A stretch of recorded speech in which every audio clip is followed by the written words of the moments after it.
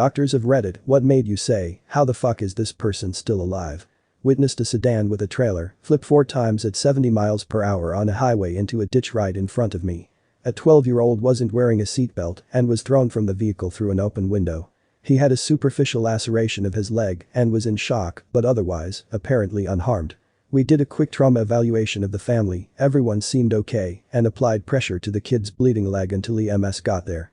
When we were running to the wrecked car as the dust was settling, I was sure we were just going to see disembodied pieces of that kid everywhere, but he was really lucky. Wear seatbelts, folks. Everyone who remained buckled in the car didn't even have a scratch. Both of the stories on sharing occurred during the Nepal earthquake of 2015. First was an infant who had a roof fall on his head. He was trapped for 10 minutes before being rescued and took another 3 hours to drive him to the nearest functioning hospital. This happened in a remote area and he was brought in a taxi. His face was so swollen that it was probably more than double its original size. The top of his head was completely flat, like a dinner plate, and he had raccoon eyes. But somehow he was showing no danger signs, and his vitals were normal. A CT scan miraculously showed that there was no brain damage or even an actual fracture. He had something called a ping-pong fracture. The child recovered pretty well and was discharged in a couple of days. Second was a lady who was roughly 8 months pregnant.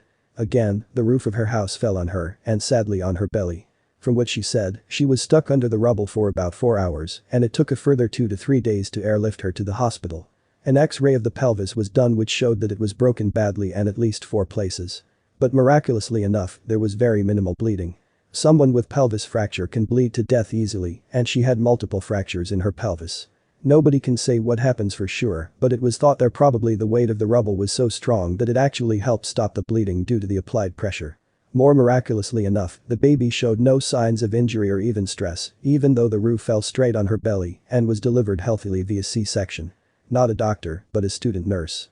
I had a patient come into the psych ward from the emergency department after he had cut off his own right arm from the elbow down. With a fucking chainsaw.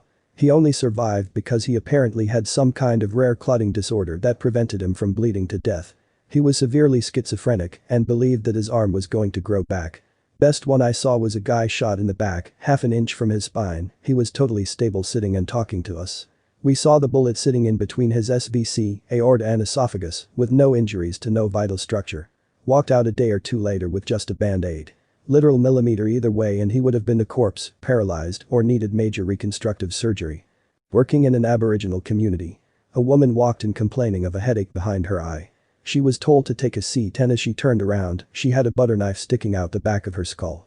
Apparently, a drunk relative came home and stabbed her while she slept. Yes, she survived.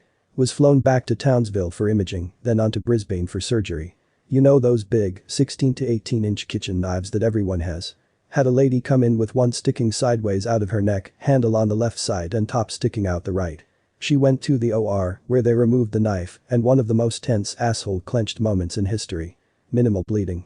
Apparently, the knife split right between her major blood vessels and airway. Was lying right against them, didn't scratch them. Absolutely incredible.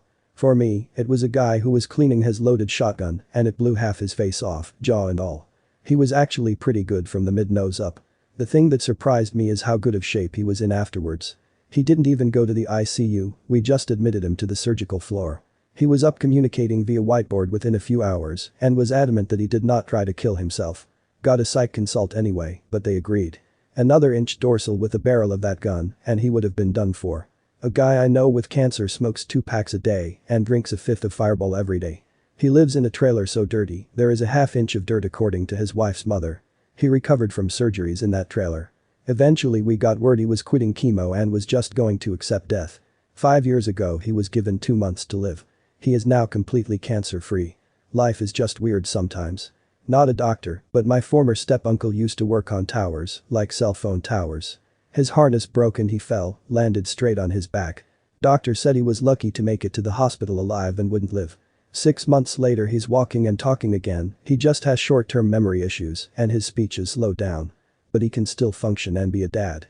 My grandfather, he had one eye from a roofing nail that flew up and destroyed it, a large scar on his forehead from an axe head flying off, and the blade side hitting him, prostate cancer, and oh yeah, he was hit by a train in his truck and was in a body cast from his armpits down for almost a year in the 50s.